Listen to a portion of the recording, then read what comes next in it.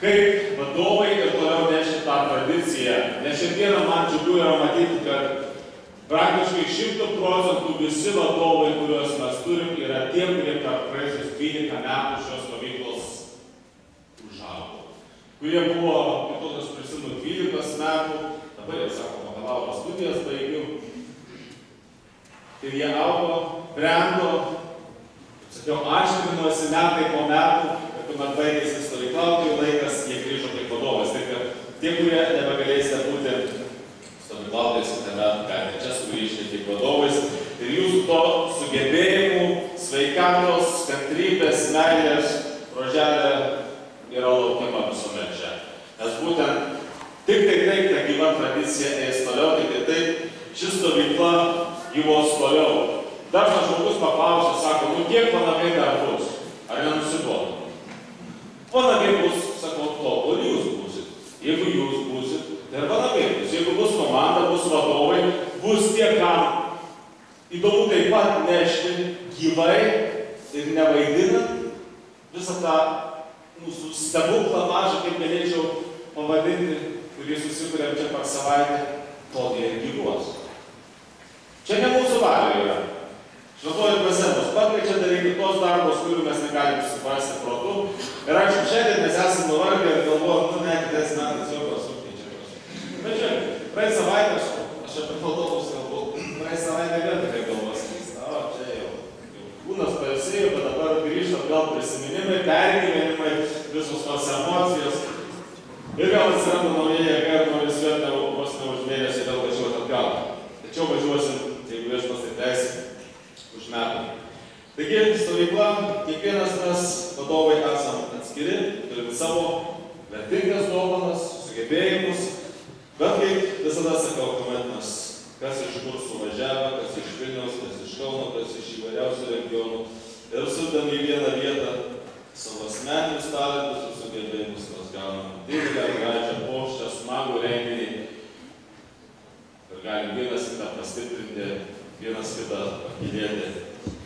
Ir dabar kviečiu visus tuos, kurie čia įdėti savo rožėles, dovus, rodom marškinėlį.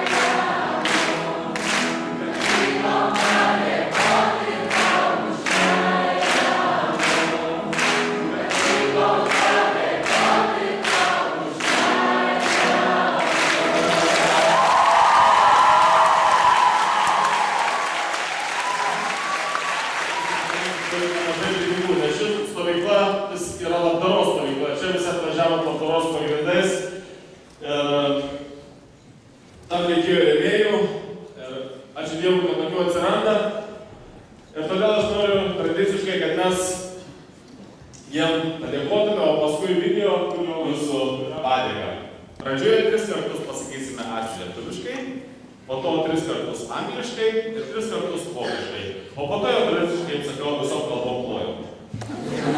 Taigi 3 kart lietuviškai, 3 kart angliškai, 3 kart vokiškai